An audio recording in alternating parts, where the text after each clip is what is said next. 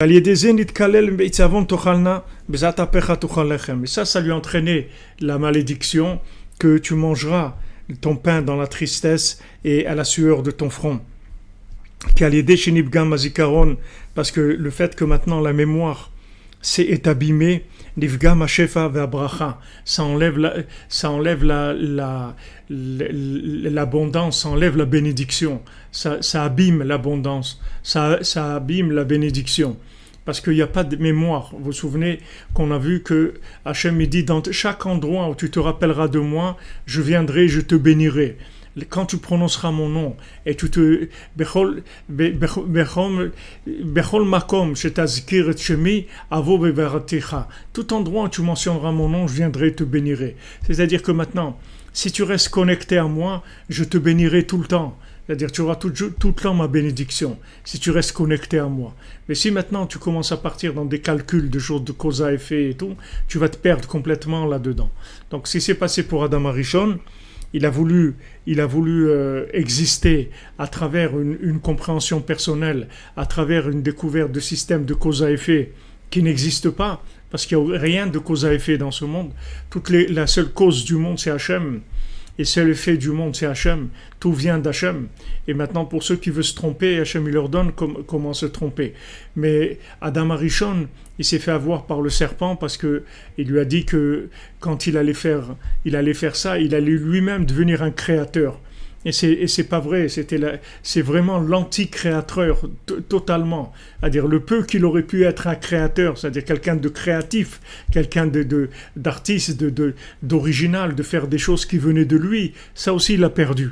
Donc maintenant, il a eu tout de suite la malédiction sur la parnassa parce que il avait l'oubli.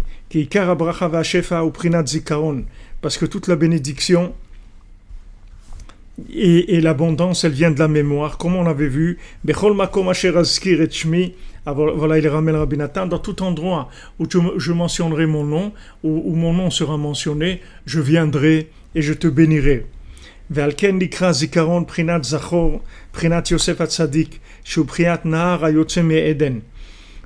Maintenant, c'est pour ça que la mémoire, ça s'appelle Zachor, c'est-à-dire ça. Pourquoi la mémoire, ça s'appelle masculin? Pourquoi le principe de la mémoire, c'est un principe masculin?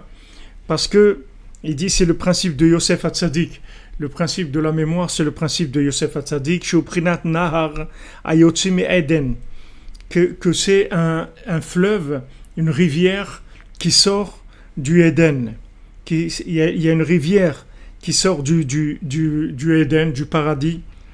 Sinon, chez Kol Hashpaot, c'est un conduit de toute l'abondance qu'il y a doit. C'est-à-dire toute l'abondance du monde, elle vient d'un conduit qui sort du paradis et qui vient arroser le jardin. C'est-à-dire cette rivière-là, qui sort du Éden, les Ashkot et Tagan pour arroser le jardin, c'est tout le shefa, toute l'abondance du monde. Valken Behemet, Kol Echad Ve'echad. C'est pour ça que Behemet, Kol Echad Ve'echad, chacun d'entre nous, Kefi Ma Shemedabek Marshavato Yoter Be'alma Deate, plus il attache sa pensée à l'autre monde, Ve'shomer et Azikaron Beyoter, il fait attention de garder la mémoire, de ne pas faire des choses qui vont le rentrer dans l'oubli, qui vont lui faire oublier la présence divine. Azaï parnasato benakel yoter. Sa parnassa, elle sera plus facile. Donc Rabbi Nathan voilà, il dit, pour la parnassa plus facile, c'est quand on se concentre sur la mémoire. Plus on se concentre sur la mémoire, et plus la parnassa, elle sera facile. Ki karashefa meprinat zikaron.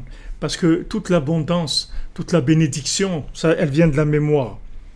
Chez Prinat Yosef Kanal, qui est le principe de Yosef, c'est